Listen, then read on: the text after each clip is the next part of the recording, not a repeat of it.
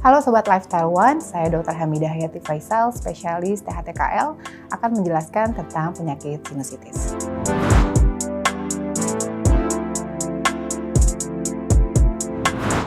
Sinusitis atau yang dalam istilah kedokteran sebenarnya disebut dengan istilah rhinosinusitis itu adalah sebuah proses inflamasi atau radang di rongga sinus paranasal. Jadi manusia itu secara normal memang mempunyai rongga sinus. Jadi sinus itu ada di 4 lokasi, yaitu di pipi kanan dan kiri, kemudian di daerah dahi, kemudian di daerah belakang hidung, dan yang satu lagi ada sinus sphenoid itu di dasar tengkorak kita. Nah, normalnya rongga sinus ini adalah berisi udara. Jadi memang secara anatomi fungsinya harusnya berisi udara. Namun terjadi proses sinusitis tadi, maka akan terjadi penumpukan cairan di dalam rongga sinus tersebut. Sehingga dengan kondisi tersebut, bakteri pun akan dengan mudah untuk tumbuh di dalamnya.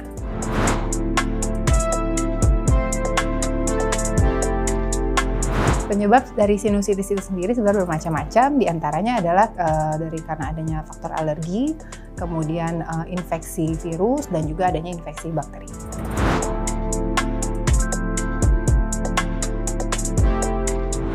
Sebenarnya sinusitis ini menurut kategori terbagi dua. Jadi ada namanya rhinosinusitis akut dan rhinosinusitis kronis. Batas waktunya adalah 12 minggu.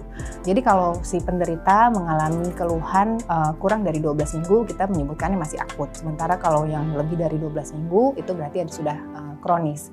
Nah, gejalanya bisa dibagi antara pasien yang dewasa dan anak. Secara umum sama. Jadi biasanya keluhannya itu kita adanya keluhan hidung tersumbat, kemudian adanya lendir di hidung. Lendir di hidung ini biasa pasiennya mengeluhkan ada lendir yang bisa keluar dari area depan hidung. Namun tidak menutup kemungkinan si lendirnya tadi mengalir ke arah belakang hidung. Jadi kadang-kadang pasien juga mengeluhkan adanya rasa mengalir di belakang tenggorokan. Jadi sebenarnya itu lendirnya yang sama. Kemudian adanya gangguan penciuman. Kemudian kalau pada anak-anak itu juga mengeluhkan adanya batuk justru. Nah, selain itu juga keluhan adanya nyeri di area wajah karena itu tadi. Jadi rongga yang seharusnya berisi udara malah jadi terisi air. Jadi sehingga kadang-kadang pada saat sujud terutama karena faktor gravitasi itu akan menyebabkan rasa nyeri di daerah wajah.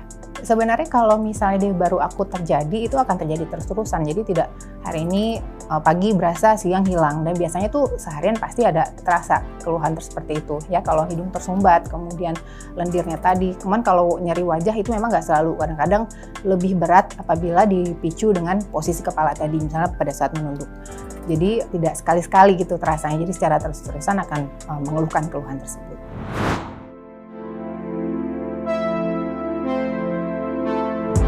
Jadi kan sebenarnya sinusitis ini tadi penyebabnya ada yang alergi, kemudian memang ada karena virus ataupun bakteri.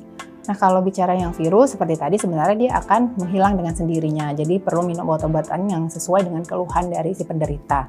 Kalau misalnya memang terbukti yang bakteri itu tentunya pengobatannya dengan antibiotika. Tapi tentu sesuai dengan anjuran dari dokter.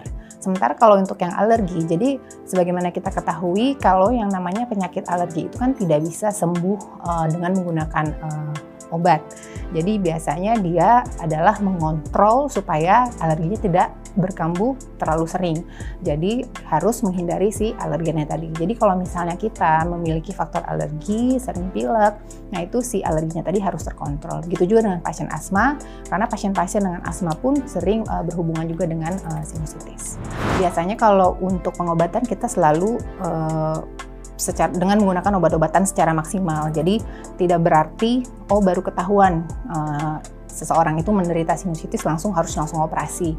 Nah, itu tidak benar ya, kecuali ada kondisi-kondisi tertentu yang memang sudah terbukti, misalnya dengan pemeriksaan CT scan dan lain sebagainya.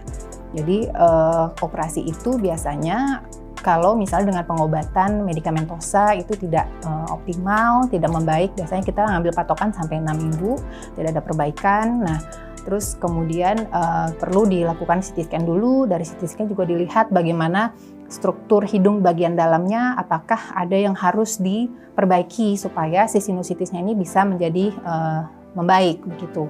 Jadi ada indikasi-indikasi tertentu untuk melakukan operasi. Jadi tidak harus begitu setelah didiagnosis sinusitis sudah langsung dioperasi. Nah, itu tidak benar.